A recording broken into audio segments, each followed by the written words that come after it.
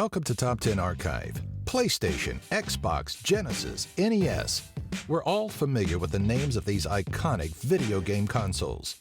They've become etched into our collective mind as mainstays in the world of digital entertainment.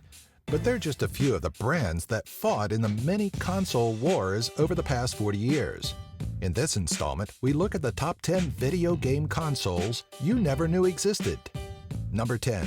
Commodore CD32. If you grew up in the 1980s, odds are you're familiar with Commodore computers, and for good reason. Commodore PCs were industry top sellers, renowned for their combination of quality and affordability. Fast forward to 1993, and fortunes changed as Microsoft exercised dominance in the PC market, and Commodore barely clung to life. In a last-ditch effort to stave off bankruptcy, Commodore released the CD32, one of the first CD-based 32-bit systems to hit store shelves. Despite having better specs than either Sega Genesis or Super NES, the CD32 floundered in the market due to a lack of exclusive titles. Worse yet, a patent dispute prevented Commodore from selling the CD32 in the crucial U.S. market. Within a year of launch, the CD32, and Commodore with it, went into the dustbin of history.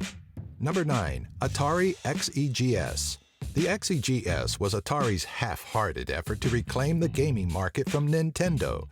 This rather odd-looking system worked as both a PC and gaming console, coming equipped with a joystick, keyboard, and an optional light gun. The XEGS was certainly more versatile than its competitors, but experienced an all-too-familiar problem: a lack of unique games. Nintendo had Mario, Zelda, and Metroid, while the XEGS had, well, practically nothing.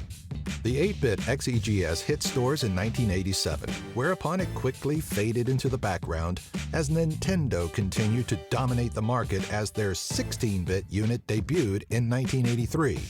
Surprisingly, Atari manufactured the XEGS for 5 whole years, ending production of the 8-bit system just as the 32-bit era was underway. Number 8. NEC pcfx.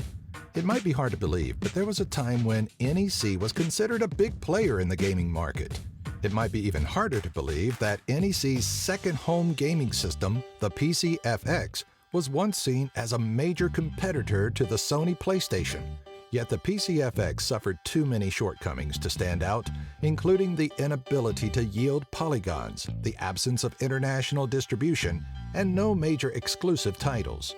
Where the PlayStation had just about anything you wanted, from fighting games, puzzlers, and shooters, the pcfx's library consisted almost entirely of dating sims and adventure games. Upon its release in 1994, the pcfx was either ignored or savaged by the gaming press. Disheartened, NEC let the pcfx languish on the market before quietly pulling the plug in 1998. Number 7. Vectrex. If you've never heard of the Vectrex, you're hardly alone. This second-generation home gaming console was manufactured by a relative unknown in the industry, though later development was handled by Milton Bradley. Priced at $200 and sporting an integrated monitor, the Vectrex featured flashy and somewhat futuristic vector graphics that could be brightened with colorful screen overlays. Released just before the North American game crash of the early 80s, the Vectrex had the misfortune of hitting the market at the worst possible time. Number 6. Pioneer LaserActive. It was clear that by the early 90s, the oversized and overpriced Laserdisc was not going to be the next stage of media.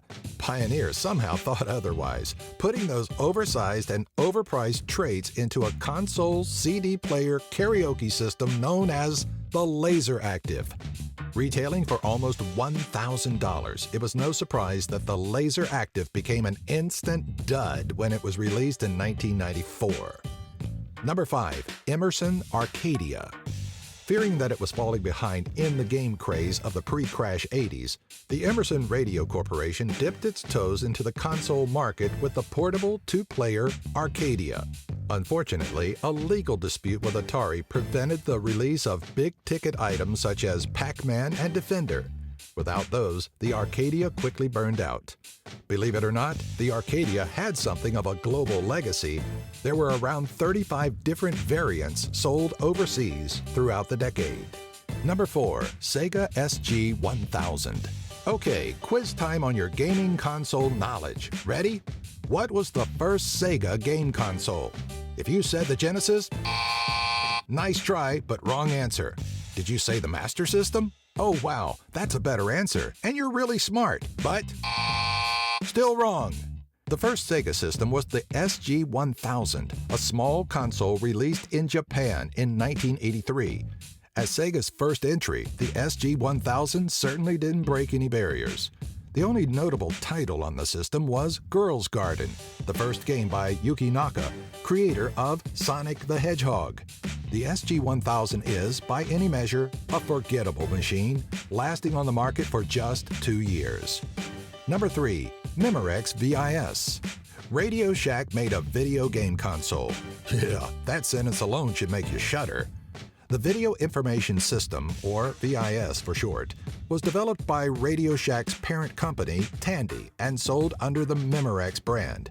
The hope was that the CD-based system, which ran on a unique version of Windows, would bring a flood of gamers into Radio Shack stores. It didn't happen. In fact, Radio Shack employees joked that the initials VIS stood for Virtually Impossible to Sell. Number 2, Worlds of Wonder Action Max. The Action Max was the brainchild of former Atari employees who thought they knew what the next generation of gaming was. Well, they thought wrong. The Action Max's only notable feature was its VHS format. On second thought, scratch that. The Action Max didn't actually have a format per se. You see, a player would insert a VHS cassette into a separate VCR. Just Google those and you'll find out what they are. Then connect that VCR to the Action Max, plug in his Action Max laser blaster, and finally attach a synchronizer. The player fired his blaster at screen targets, which the synchronizer tallied for points. It was a horrible idea, and only 5 games were released. No surprise, World of Wonder went belly up not long after. Number 1, Apple Pippin. Yeah, you heard right.